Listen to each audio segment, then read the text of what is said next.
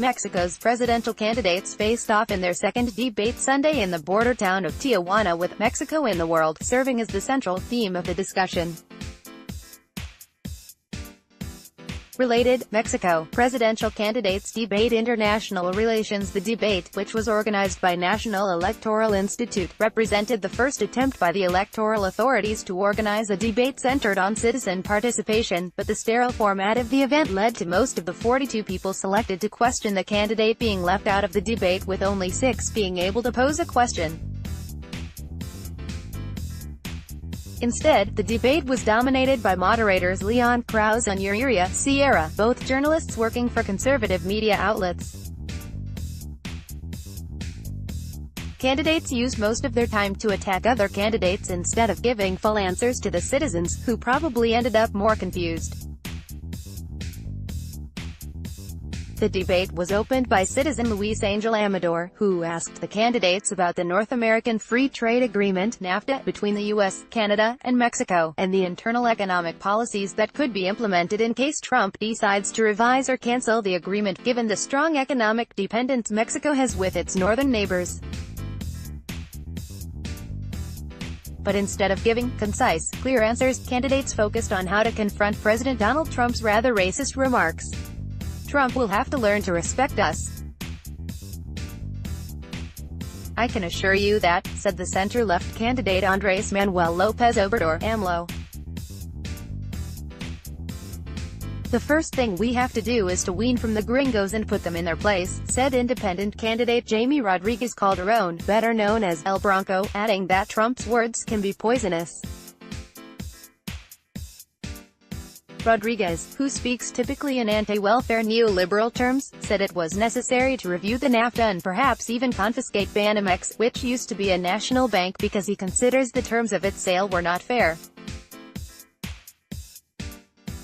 José Antonio Meade, the candidate for the ruling Institutional Revolutionary Party (PRI), said that Mexico needs to diversify its exports and look for different partners around the world, and blamed AMLO's party Morena for impeding this.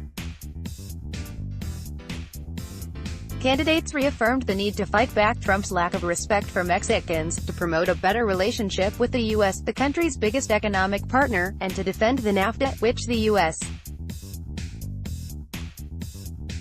president has pledged to revise, but didn't give full answers on how they would do that. Speaking about the economic and social conditions of the northern border, AMLO said that the minimum wage should be doubled in the whole border strip to offer better conditions for Mexicans. Center-left candidate Andres Manuel Lopez Obrador during a campaign act in the state of Guerrero. May 17, 2018. Photo of Ricardo Anaya, the right-wing candidate for the National Action Party, PAN, who has been criticized for copying AMLO's proposals, said the minimum wage should be raised to 100 pesos, little more than $5 a day, and proposed that people that earn less than $500 a month should be exempt from income taxes. But Jamie Rodriguez, El Bronco, making use of his controversial and neoliberal style, said that raising the minimum wage would be useless because welfare policies are useless, and suggested instead to eliminate the minimum wage figure once and for all. In one of the tensest moments of the debate, Meade was asked if the current president's decision to invite the then-candidate Donald Trump for a meeting in Mexico City, to which he agreed, had been a mistake.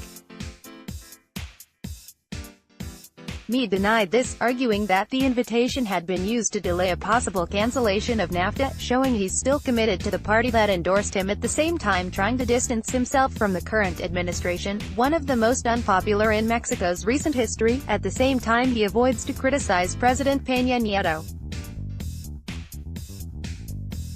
He has paid a high price for his position, and he keeps sinking in the opinion polls. Border security also came into focus in the debate, as Mexico struggles to stop the flow of weapons coming from the north and drugs going the other way around. Lopez Obrador, as he has commented before, said he rejected to fight violence with violence, and that would promote a security policy based on cooperation and conciliation policies. "Hugs, not bullets," said AMLO. but José Antonio Meade questioned AMLO's moral right to say so and accused his party of having Nestor Salgado, former chief and founder of Community Police, accused by prosecutors of kidnapping and then released, within its lines. Related, sole female candidate drops out of Mexico's presidential race, but Meade's accusations revealed that, despite not being officially affiliated to the PRI, he represents very well a continuity with a past that Mexico is running away from. Salgado was unfairly accused of kidnapping as a government's campaign to dismantle community police organizations in Guerrero and Michoacán, where these groups were born to counter drug cartels and corrupt police. And Salgado, who is a representative candidate for Morena, firmly answered Meade, "I publicly challenge you to prove your accusations. Enough with you and the PRI criminalizing social activists. We won't bow down," tweeted Salgado. El Bronco, as usual, suggested to cut off criminals' hands. This is the first debate without the former independent presidential candidate Margarita Zavala, who left the presidential race earlier in May after her poll points were on free fall since the beginning of her campaign. When you search for Mexico's presidential debate in Spanish using Google, the first result is a paid advertisement saying that José Antonio Meade, third place in the opinion polls, won the debate. The third and last debate will take place in Mérida, in the Yucatán Peninsula, and will have economy and development as its central theme.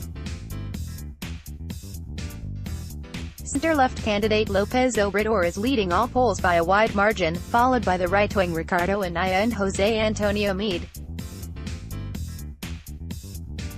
Jamie Rodriguez, El Bronco, is far behind them, with 4 points at most. Mexicans will elect their new president on July 1 on a single-round process, along with members of both the lower house and the Senate.